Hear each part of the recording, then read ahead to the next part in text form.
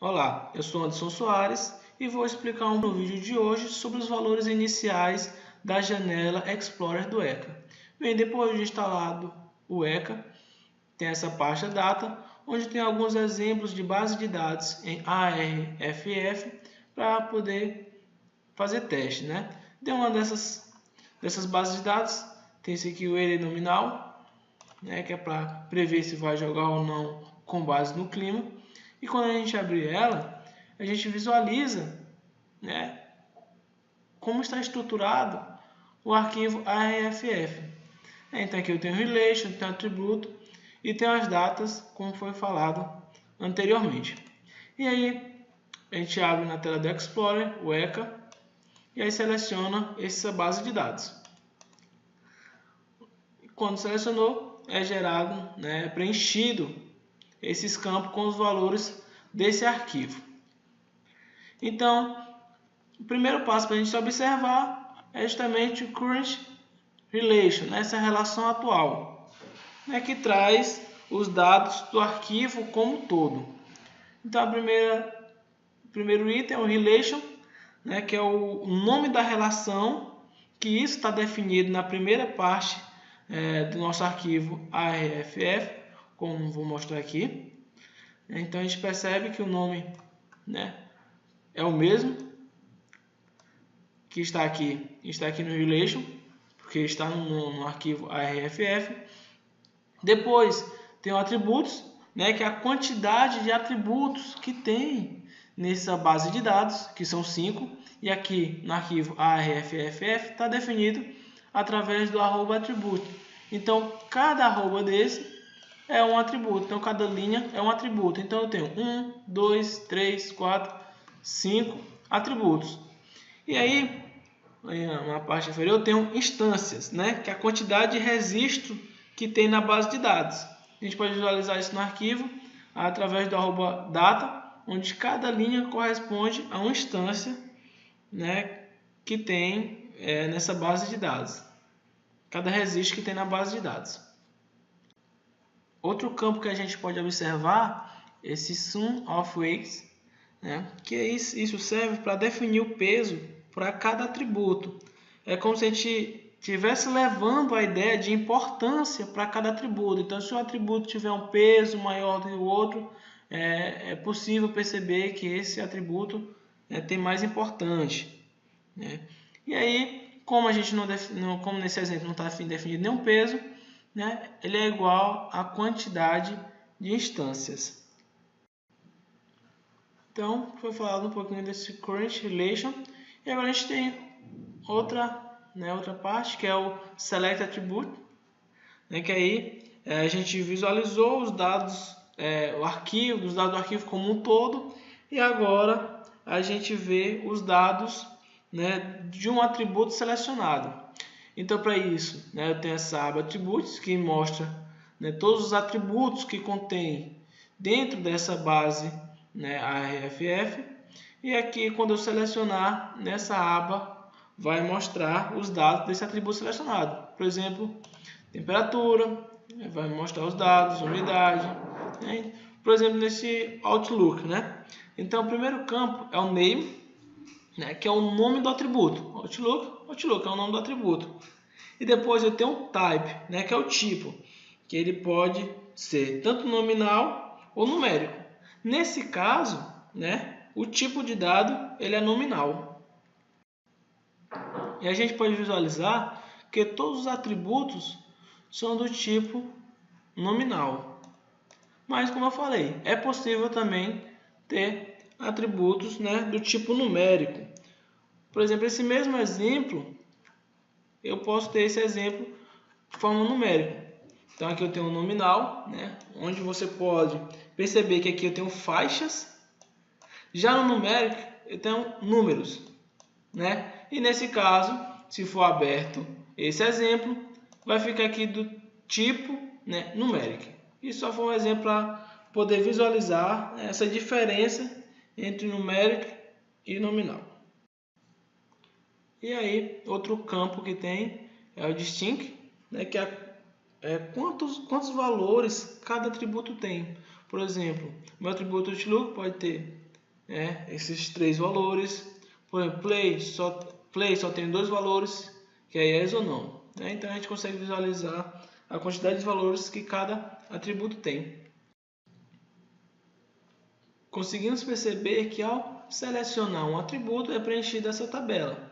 O label é o nome de cada valor do atributo. Count é a quantidade de registro que tem esse atributo Sunny, por exemplo. Quantas vezes o Sunny apareceu naquela base de dados?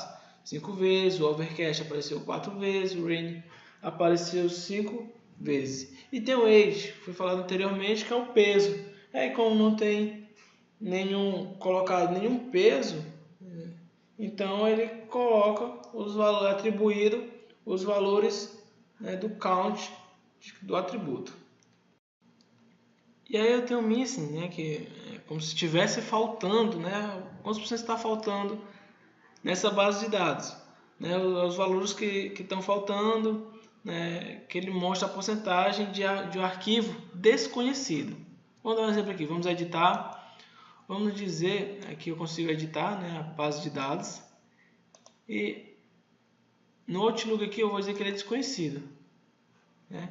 Aí eu dou um OK. E a gente apareceu, missing 1, já tem um valor que é desconhecido. E isso lá no nosso arquivo ARFF, esse campo ali fica como uma interrogação.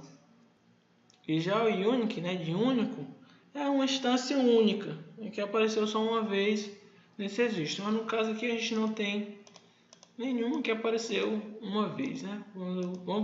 Vamos colocar um exemplo, por exemplo, play.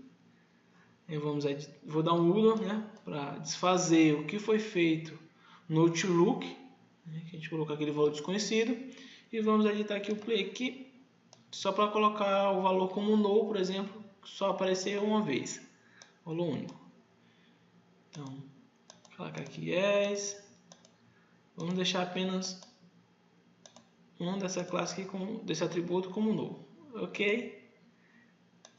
E quando aparecer play, já aparece que existe essa instância única. Mas vamos desfazer essas alterações. Então a gente pode perceber que relativamente é simples entender esses dados. Então esse aqui refere-se aos dados do arquivo como um todo. Esse aqui no caso é os dados de um atributo selecionado. E agora na parte inferior, vamos entender agora os gráficos. Então, através desse base de dados, eu quero prever se vai jogar ou não determinado esporte. É por isso que eu posso selecionar essa classe, que vai me dizer se é sim ou não. O que interessa para nós é sempre assim, por padrão, o último realmente é a classe, No nosso caso, vai dizer se vai jogar ou não. Então, a gente percebe que aqui os gráficos são de acordo com os números, com as quantidades de registro que esse atributo tem lá na base de dados. Então, sim aparece 9 vezes, não aparece 5 vezes. E a classificação que a gente está fazendo justamente é essa aí de jogar. E aí eu consigo visualizar em forma de gráfico a quantidade de registro de cada atributo. Por exemplo, o Outlook, 5, apareceu 5 vezes Sunny, Overcast 4, Rain 5 vezes, e assim para os outros atributos eu consigo visualizar o gráfico, que cada coluna, vamos dizer assim, é referente a um valor desse atributo. Então a gente pode perceber que o nosso classificador, como eu já falei, é o play, que o sim aparece de cor azul e o não aparece de cor vermelha. Então, por que essa separação? Justamente para a gente poder identificar esses valores em outros atributos. Exemplo, Outlook. Sun aparece 5 vezes. A gente pode perceber que quando apareceu o Outlook, a maior parte aqui, a gente percebe que ele é dividido como se fosse uma fatia, né? E essas fatias mostram qual a fatia dos valores do Outlook de acordo com a nossa classe. Então, vermelho não jogar, que não jogar, e azul jogar.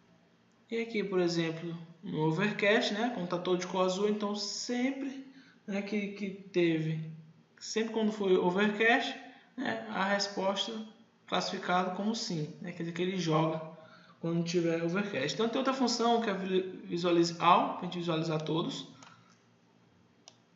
Aqui eu consigo visualizar os gráficos de acordo com a minha classe, né, de cada atributo, Outlook, temperatura, umidade, gameplay, né. Veja que novamente aqui no Overcast está todo azul, então todos os registros que tem Overcast eles jogam. Então vou mostrar isso aqui no arquivo ARF. Vamos lá, verificar se isso está correto mesmo, se esse gráfico está correto. Então, Overcast, Play sim, sim, Overcast, sim, Overcast, sim e Overcast, sim. Então a gente pode perceber que todo registro que tem Overcast, né, eles jogam. Então, né, a gente pode perceber, né, que através dessa visualização pode-se tomar alguma decisão, além de verificar como está essa distribuição desses dados.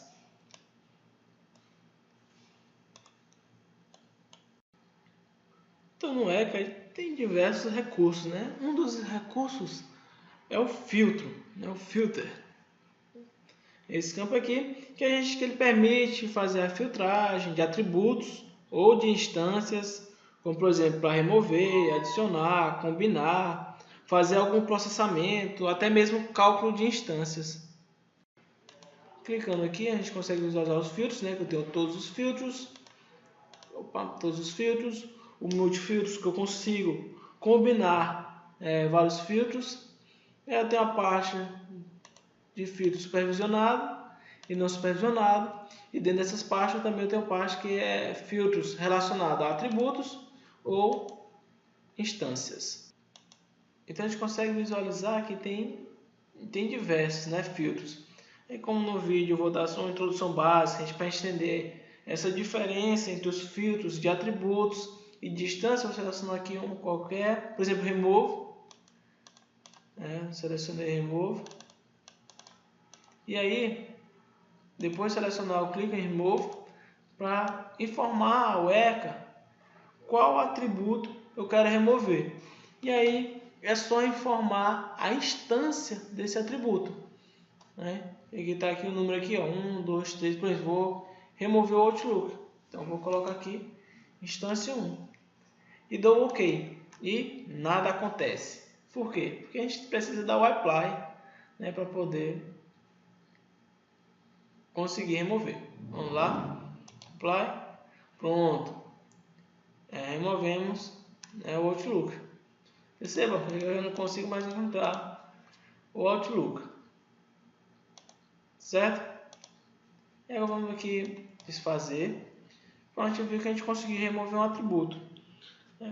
Outra opção é a gente pode remover as instâncias. Por exemplo, vamos aqui dar um filtro. Vamos aqui em instâncias. Vamos remover os valores, por exemplo. Remover os valores. E aí ele pergunta, né? Qual atributo? Vamos colocar aqui de jogar, por exemplo, 5. Né? E aí quando eu ver aqui no 5, eu tenho duas instâncias, né? Que é sim, que é a 1, e a 2, que é não. Sim, não. Então eu vou apagar todos os valores que eu tiver não. Certo? E vou dar um OK. Perceba que sim tem 9 e não tem 5. Aí eu já está aqui o filtro para remover todos os valores de instância do não. Vamos então aplicar. Aí percebo que tudo está azul agora. Na instância só tem 9. Porque foi removido todos os valores de instância do não. Então vou desfazer as operações. Já voltou tudo ao normal. Então essa é uma maneira muito interessante, né? Se eu tiver alguns dados, alguns valores atrapalhando e eu quiser alterar através do leque, não através, né, da minha base de dados, por exemplo, no RFF. Né? E encerrando esse vídeo com essa introdução básica também sobre o filtro, né? que a gente pode trabalhar com filtro tanto em atributos quanto em instâncias.